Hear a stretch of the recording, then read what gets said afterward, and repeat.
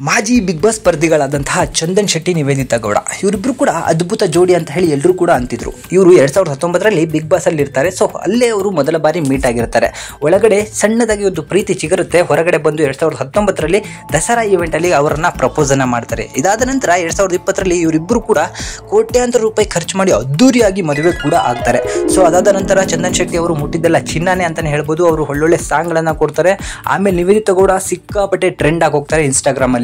ಇಬ್ರು ಸೇರ್ಕೊಂಡು ಹಲವಾರು ರೀಲ್ಸ್ ಗಳನ್ನ ಮಾಡ್ತಾರೆ. ಹಾಟ್ ಆಗಿರೋ ರೀಲ್ಸ್ ಗಳನ್ನ ಮಾಡ್ತಾರೆ. ನಿವೇದಿತಾ ಗೌಡ ಅತಿ ಚಿಕ್ಕ ಬಟ್ಟೆಗಳನ್ನ ಹಾಕೊಂಡು ರೀಲ್ಸ್ ಗಳನ್ನ ಮಾಡಿರ್ತಾರೆ. ಅವ್ರ ಜೊತೆಗೆ ಚಂದನ್ ಶೆಟ್ಟಿನೂ ಕೂಡ ಶೇರ್ ಮಾಡಿದಾಗ ಕಮೆಂಟ್ ಅಲ್ಲಿ ಹಲವಾರು ರೀತಿಯಾದಂತಹ ಕೆಟ್ಟ ಕಮೆಂಟ್ಗಳು ಬರ್ಲಿಕ್ಕೆ ಶುರು ಆಗುತ್ತೆ. ಇದಾದ ನಂತರ ಚಂದನ್ ಶೆಟ್ಟಿ ಎಲ್ಲೋ ಡಲ್ ಆಗಿ ಕಾಣಿಸ್ಲಿಕ್ಕೆ ಶುರು ಆಗ್ತಾರೆ. ಇವರಿಬ್ರು ಮಧ್ಯ 4 ವರ್ಷಗಳ ಜೀವನ ನಡ್ಕೊಂಡು ಹೋಗ್ತಾ ಇರುತ್ತೆ. ಇಬ್ರು ಕೂಡ ವಿದೇಶಗಳಿಗೆ ಟ್ರಿಪ್ ಗಳನ್ನ ಹೋಗಿರ್ತಾರೆ.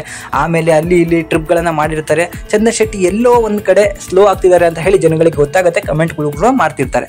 ಹೀಗೆ ಇದ್ದಕ್ಕಿದ್ದ ಹಾಗೆ 2024ರಲ್ಲಿ ಇವರಿಬ್ಬರ ಮಧ್ಯೆ ಒಂದು ಬಿರುಕು ಮೂಡಿ ಇಬ್ರು ಡಿವೋರ್ಸ್ಗೆ ಅಪ್ಲೈ ಮಾಡಿದ್ದಾರೆ ಅನ್ನೋದು ಗೊತ್ತಾಗುತ್ತೆ. ನಂತರ ಇಬ್ರು ಕೂಡ ಅಫಿಷಿಯಲಿ ಅನೌನ್ಸ್ ಕೂಡ ಮಾಡ್ಕೊಂಡ್ಬಿಡ್ತಾರೆ ಇನ್ಸ್ಟಾಗ್ರಾಮ್ ಅಲ್ಲಿ, ನಾವಿಬ್ರು ಡೈವರ್ಸ್ ತಗೋತಿದೀವಿ ಅಂತ. ಇದು ಎಲ್ರಿಗೂ ಕೂಡ ಶಾಕ್ ಕೊಡುವಂತಹ ವಿಚಾರ ಆಗಿರ್ತದೆ. ಆದ್ರೆ ಮೂಲ ಕಾರಣ ಇಬ್ರು ಕೂಡ ತಿಳಿಸಿರೋದಿಲ್ಲ. ಇದಾದ ನಂತರ ಅವ್ರ ಪಾಡಿಗೆ ಅವರು, ಇವ್ರ ಪಾಡಿಗೆ ಇವ್ರು ಇರ್ತಾರೆ.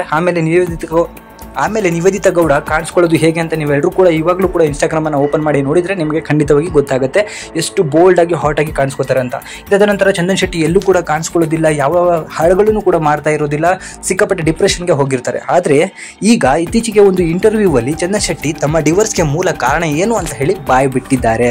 ಹೌದು, ನಾನು ಇಬ್ಬರ ಒಂದು ಡಿಸಿಷನ್ಗೆ ರೆಸ್ಪೆಕ್ಟ್ ಮಾಡಿಬಿಟ್ಟು ಎಲ್ಲೂ ಕೂಡ ಯಾವುದನ್ನು ಹೇಳಿರಲಿಲ್ಲ, ಇವತ್ತು ಚಿಕ್ಕದಾಗಿ ಹೇಳ್ತೀನಿ ಅಂತ ಹೇಳಿ ಒಂದು ವಿಚಾರವನ್ನು ಚಂದನ್ ಶೆಟ್ಟಿ ಅವರು ತಿಳಿಸಿದ್ದಾರೆ.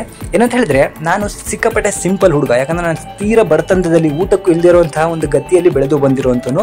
ನಾನು ಬೇಕಾದ್ರೆ ರೋಡ್ ಸೈಡಲ್ಲೇ ಊಟ ಮಾಡುವಂತಹ ಒಂದು ಸಿಚುವೇಶನ್ ಬಂದರೆ ಅಲ್ಲಿ ಇರ್ತೀನಿ. ಬಟ್ ನಿವೇದಿತಾ ಗೌಡ ಅಂತವರು ಇರೋಕ್ಕಾಗೋಲ್ಲ. ಅವರು ಸಿಕ್ಕಾಪಟ್ಟೆ ಪ್ಯಾಷನೇಟ್ ಆಗಿರ್ತಾರೆ, ಮಾಡ್ಲಿಂಗ್ ಆಗಿರ್ತಾರೆ. ನಾನು ಹೀಗೆ ಬದುಕಬೇಕು, ಇಲ್ಲೇ ತಿನ್ನಬೇಕು, ಇಲ್ಲೇ ಇರಬೇಕು, ನಾನು ಮೇಲೆ ಇರಬೇಕು ಅನ್ನೋ ಒಂದು ಮೈಂಡ್ ಸೆಟ್ ಇರುವಂತಹ ಹುಡುಗಿ. ಅದಕ್ಕೋಸ್ಕರ ಅವಳನ್ನ ನಾನು ಬಿಡಬೇಕಾಯಿತು ಅನ್ನೋ ಒಂದು ಮಾತನ್ನ ಚಂದನ್ ಶೆಟ್ಟಿ ಅವರು ಹೇಳಿದ್ದಾರೆ. ಸಿಕ್ಕಾಪಟ್ಟೆ ಬೋಲ್ಡಾಗಿ ಕಾಣಿಸ್ಕೋಬೇಕು, ಹಾಟಾಗಿ ಕಾಣಿಸ್ಕೋಬೇಕು, ನಾನು ದೊಡ್ಡ ರೆಸ್ಟೋರೆಂಟಲ್ಲಿ ಇರಬೇಕು, ಈ ಥರ ರೀಲ್ಸ್ ಮಾಡಬೇಕು, ಆ ಥರ ಇರಬೇಕು ಅಂತ ಹೇಳಿ ಅನ್ಕೊಳ್ಳೋವಂಥ ಹುಡುಗಿ.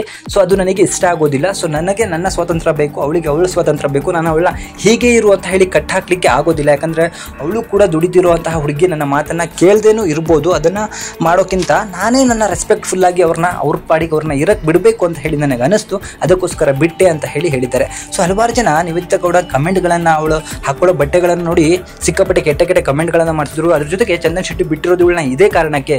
ಯಾವ ಗಂಡ ತಾನೇ ಮೈಯನ್ನು ತೋರಿಸ್ಕೊಂಡು ರೀಲ್ಸ್ ಮಾಡ್ತಿರೋದನ್ನ ನೋಡ್ಕೊಂಡು ಇರೋಕ್ಕಾಗತ್ತೆ, ಇದೇ ಕಾರಣಕ್ಕೆ ಚಂದನ್ ಶೆಟ್ಟಿ ಬಿಟ್ಟರು ಅಂತ ಹೇಳಿ ಹಲವಾರು ಜನ ಕಮೆಂಟ್ಗಳನ್ನು ಮಾಡ್ತಿದ್ರು. ಆದರೆ ಅದು ಈಗ ನಿಜವನ್ನು ಕೂಡ ಅನಿಸ್ತಾ ಇದೆ. ಜೊತೆಗೆ ಚಂದನ್ ಶೆಟ್ಟಿ ಹಲವಾರು ವಿಚಾರಗಳನ್ನು ಹೇಳ್ಕೊಂಡ್ರು. ಇವತ್ತಿಗೂ ಕೂಡ ನಾನು ಡಿವೋರ್ಸ್ ಆದಮೇಲೆ ಹಲವಾರು ದಿನ ಹತ್ತಿದ್ದು ಕೂಡ ಇದೆ. ಜೊತೆಗೆ ನಿವೇದಿತಾ ಗೌಡ ಮಿಸ್ ಮಾಡ್ಕೊಂಡಿದ್ದು ಕೂಡ ಇದೆ. ಆದರೆ ಡಿವೋರ್ಸ್ ತಗೊಂಡೇ ಇದ್ದಿದ್ರೆ ಒಳ್ಳೇದಿತ್ತು ಅಂತ ಹೇಳಿ ನನಗೆ ಯಾವತ್ತೂ ಕೂಡ ಅನಿಸಿಲ್ಲ. ಇನ್ಮೇಲೆ ನಾನು ಏನು ಮಾಡಿದ್ರು ಕೂಡ ಸಿಕ್ಕಾಪಟ್ಟೆ ಮಜವಾಗಿ ಮಾಡ್ತೀನಿ.